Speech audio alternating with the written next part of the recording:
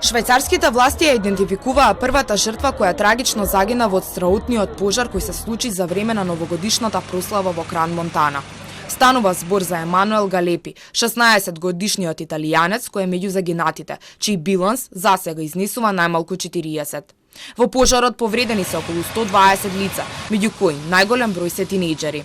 Според лекарите, можна е бројката на починати да се зголеми со оглед на тешките изгореници. C'est surtout cutané, c'est surtout après à des degrés différents et puis des voies respiratoires.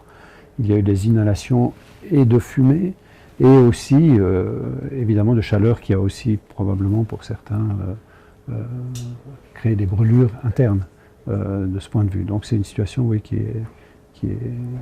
est vraiment catastrophique, comme on peut l'imaginer. Според швајцарската полиција, идентификацијата на жртвите може да трае неколку недели, бидејќи изгорениците се од огромни размери, кај починатите кои се од различни држави. Семејствата на исчезнатите веќе на 30 часа немаат информации за нивните најблиски. Меѓу повредените и собственичката на барот Le Constellation, Джесика Морети. На местото на пожарот биле испратени 13 хеликоптери, 32 амбулантни возила и над 150 лица за итни интервенции. Повеќето од повредените се пренесени во болницата во Лозана во одделот за специјални изгореници, додека другите се на лекување во други градови во Швајцарија, а испратени се пациенти и во Франција, Италија и Германија.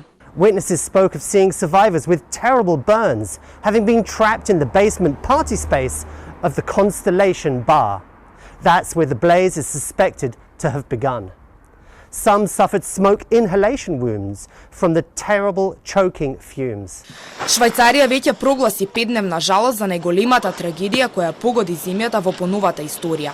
Истрагата се уште ги утврдува причините за несреќата, а бројните сведоштва и видеоматеријали потврдуваат дека пожарот настанува поради користење на пиротехника, која е ставена во шишиња од шампањ, кои прво го палат покривот, пошто пожарот брзо се шири и настанува паника. On la dinguerie! En gros, bouge.